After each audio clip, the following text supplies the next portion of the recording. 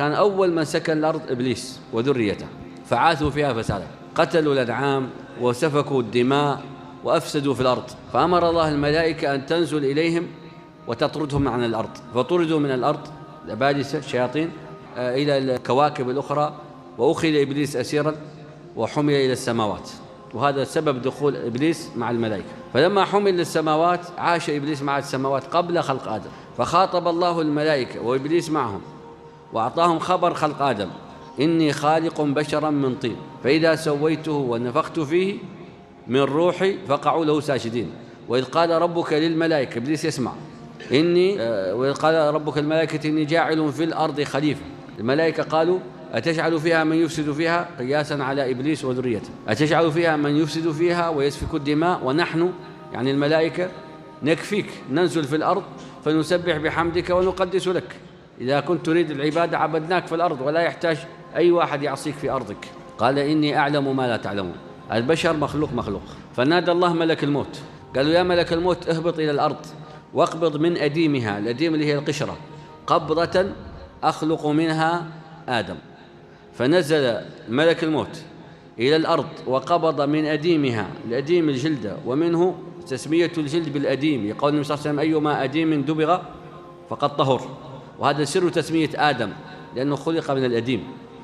أقبض من أديمها قبضة، فنزل ملك الموت وقبض من أديم الأرض كلها قبضة، صعد بها إلى الملأ الأعلى. هذه القبضة تجاوزت 7 سماوات حتى وصلت إلى سدرة المنتهى، فوضع القبضة بين سدرة المنتهى وجنة المأوى مكان خلق آدم عليه السلام. في ذلك المكان وضعت القبضة، فسوى الله عز وجل منها هيئة آدم، رأسه ويداه وصدره ورجلاه قبل أن ينفخ فيه الروح، وبقي آدم ممتدا مجندلا من طين ليس فيه روح، والملائكة ينظرون إليه، وجاء إبليس إليه وهو في ذاك المكان، فضرب بطنه فسمع صوت صلصال، صوت قال: مجوف، ولا بد للمجوف من طاعة. واستحقره، قال: هذا ليس كالملائكة وليس كالجن، هذا مجوف وضعيف وليس بشيء. فاستحقره لأنه لم يعلم أنه سيكون صفي الله وسينفخ الله فيه من الروح وسيختاره ويصطفيه، فاحتقره قبل أن تنفخ الروح فيه. والله عز وجل قد أعطى للملائكة أوامر، قال: فإذا سويته ونفخت فيه من روحي فقعوا له ساجدين.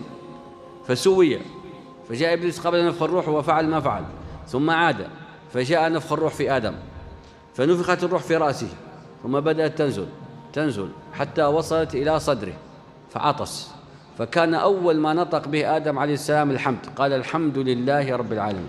فقالت له الملائكة: رحمك ربك. ثم لما وصلت الروح إلى سرته هم بالقيام، فقال الله: خلق الإنسان من عجل، فبقيت العجلة في بني آدم إلى قيام الساعة.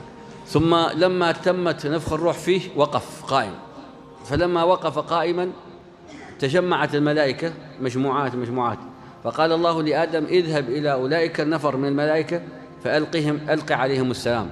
فمشى آدم على قدميه حتى وصل إلى الملائكة، وهو في هذا الوقت قد خلقه الله بلباس كله من هذا، من الظفر. شايفين الظفر؟